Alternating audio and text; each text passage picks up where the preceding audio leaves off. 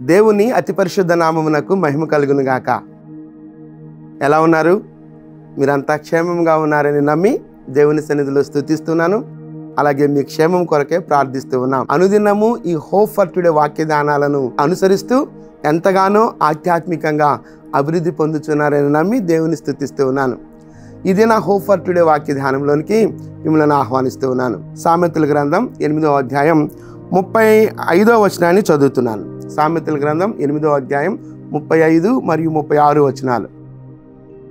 నన్ను కనుగొనువాడు జీవమును కనుగొనును, యెహోవా కటాక్షము వానికి కలుగును. నన్ను కనుగొనని వాడు తనకే హాని చేసుకొనును. నన్ను కనుగొనువాడు జీవమును కనుగొనును, యెహోవా కటాక్షము అతని మీద ఉండును. నన్ను కనుగొనని వాడు తనకే హాని చేసుకొనును. ఈ రెండు వచనాలు మనం గమనిస్తే, దేవునిని కనుగొనుట, దేవుని ఆలోచనలు స్వీకరించుట, దేవుని ఆలోచనల మేరకు మన కార్యాలను నిర్వహించుకొనుట. నిజంగా ఏదైనా ఒక కార్యాన్ని నిర్వహించేటప్పుడు, లేకపోతే ఏదైనా ఒక కార్యం కొరకు మనం చేసే ప్రయత్నాల కొరకు ఆ పరిస్థితులలో దేవునిని కనుగొని, అనగా దేవుని ఆలోచనలు స్వీకరించినప్పుడు దేవుని యొక్క కటాక్షం అన్నప్పుడు ఫేవర్, దేవుని యొక్క ఫేవర్, దేవుని యొక్క కటాక్షము అతని మీద ఉండును అని వాక్యం సెలవిస్తూ ఉంది. అలాగే నన్ను కనుగొనని వాడు తనకే హాని చేసుకొనును అంటున్నాడు. కనుక దేవుని సన్నిధిలో దేవుని ఆలోచనలు ఎరిగి, దేవుని ఆలోచనలు స్వీకరించి మన ప్రయత్నాలను చేస్తే, ఒకవేళ అది నష్టపోయినప్పటికీ దానిలో సంతోషం ఉంటుంది. ఒకవేళ నష్టపోయినప్పటికీ దాన్ని ఆశీర్వాదకరంగా మార్చే దేవుడుగా ఉన్నాడు మన దేవుడు. ఎందుకనంటే ఆ పనిలో గాడ్స్ ఫేవర్ ఉంది, దేవుని యొక్క కటాక్షం ఉంది.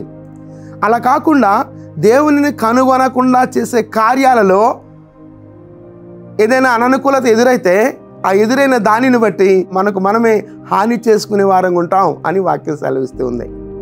కనుక ఈ వాక్యాన్ని బట్టి మనం ఆలోచించవలసినటువంటి ఆలోచన, దేవుని సన్నిధిలో ఆలోచనలు అడిగి, దేవా ఈ పని జరిగించడానికి నీ ఆలోచన ఏంటి అని దేవునిని దేవుని చిత్తాన్ని అడిగి, లేదా దేవుని కన్సల్ట్ చేసి మనం ప్రయత్నం చేస్తే, ఆ కార్యాన్ని నిర్వహిస్తే, ఆ కార్యంలో దేవుని యొక్క కటాక్షం ఉంటుంది, దేవుని యొక్క ఫేవర్ ఉంటుంది.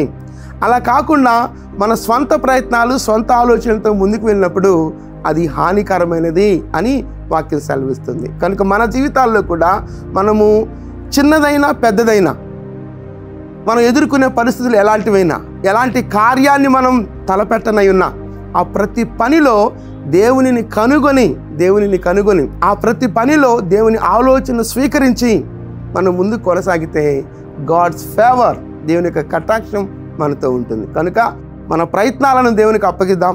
మన ప్రయత్నాలను దేవునికి అప్పగించి దేవుని కటాక్షాన్ని పొందుకొని మన కార్యాలను నిర్వహించుకుందాం.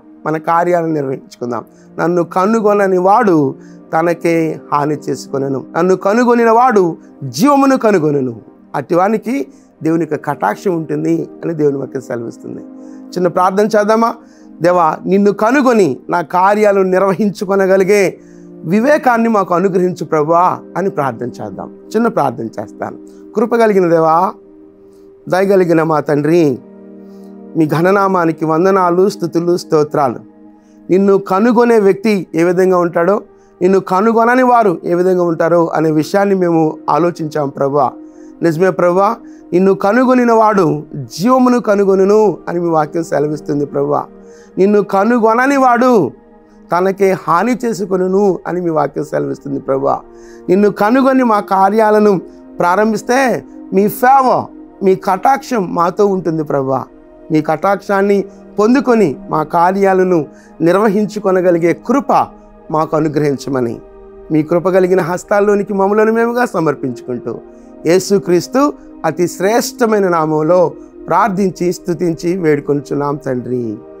ఆమేన్, ఆమేన్. ప్రభు సన్నిధి నిత్యము మనకు తోడైయుండును గాక. ఆమేన్.